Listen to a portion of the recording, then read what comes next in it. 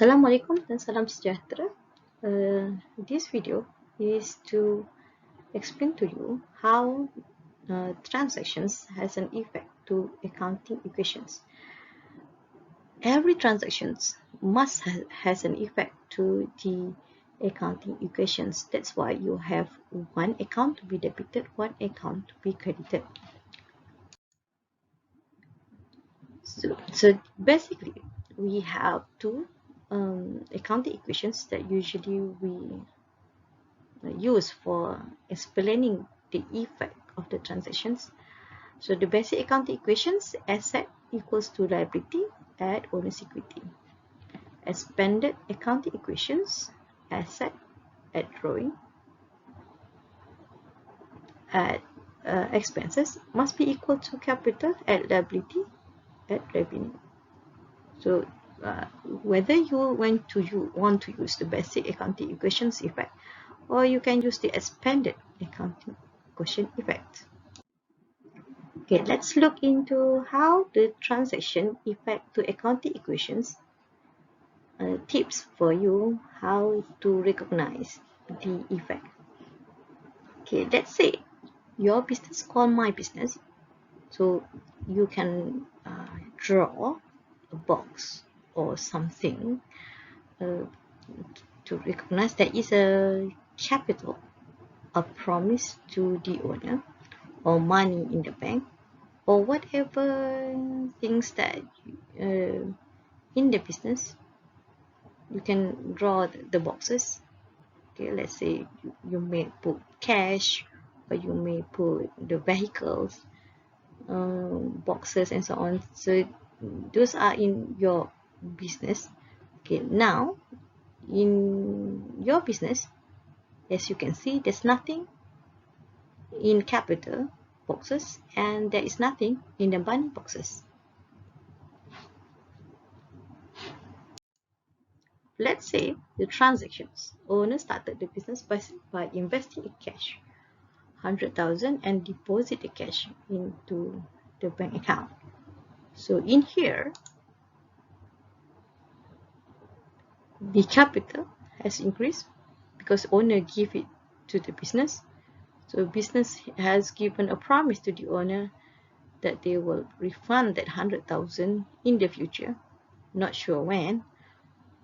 And also, your money in the bank has also increased 100,000 because previously there's nothing in your money in the bank. So we can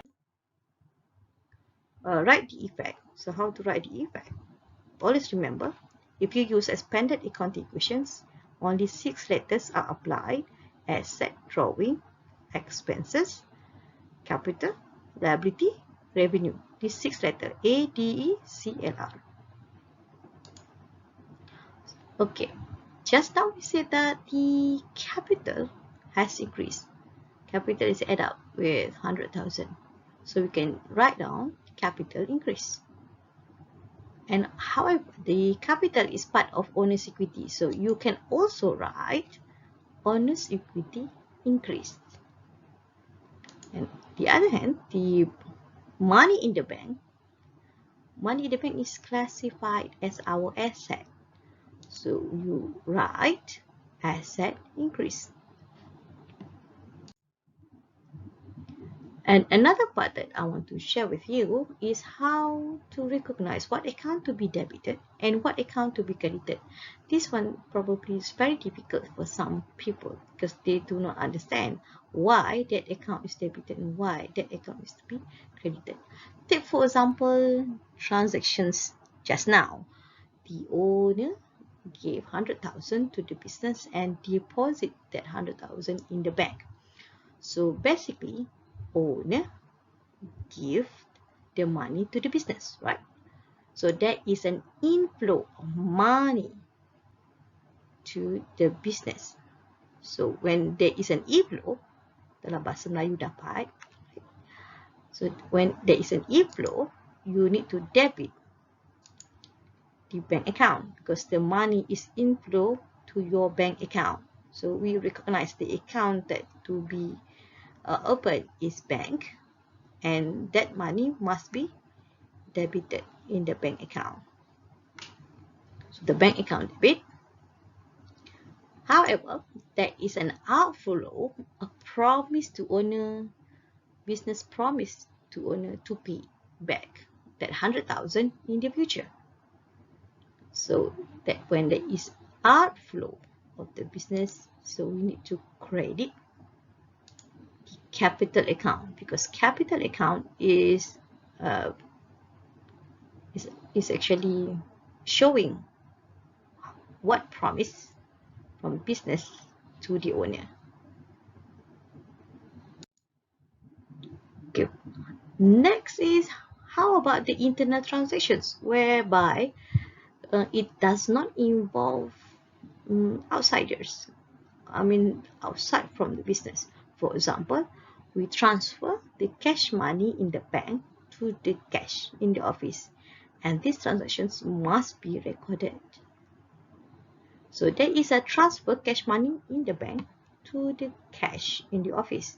So you can see that there is an outflow of the money from the bank. So we need to credit the bank account, and there is an inflow of cash. So we need to debit the cash account.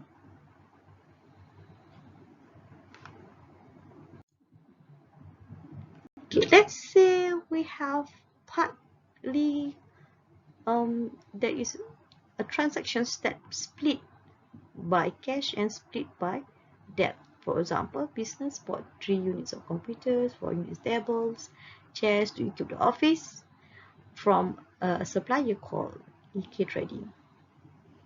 So all the costs, it total up is 15,000. However, we paid 5,000 by check, and the balances will be paid by 10-month installment. So we actually promise EK Trading that 10,000, right? Because total is 15,000, we already paid 5, so the balances should be 10,000. So we promise to pay in installments that we meaning that we will delay the payment in 10 months.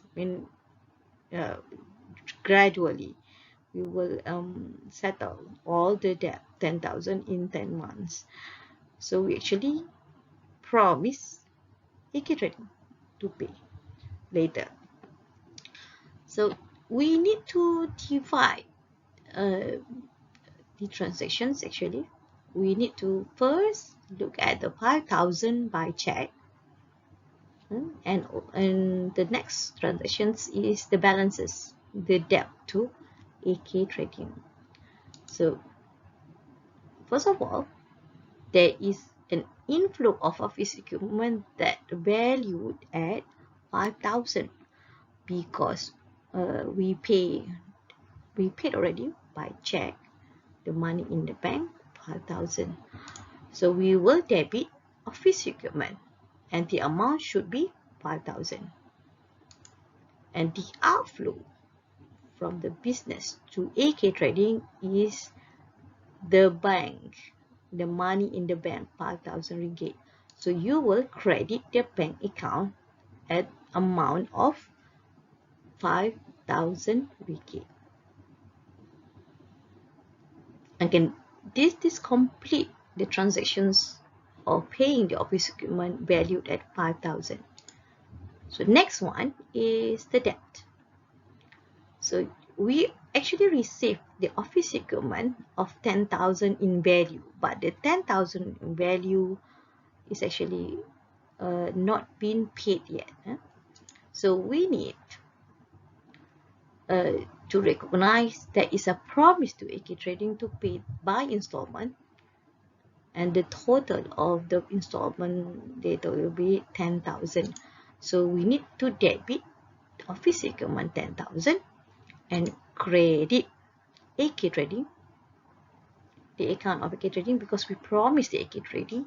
Whenever you promise people, you need to write the name of the people that you promise. So credit EK Trading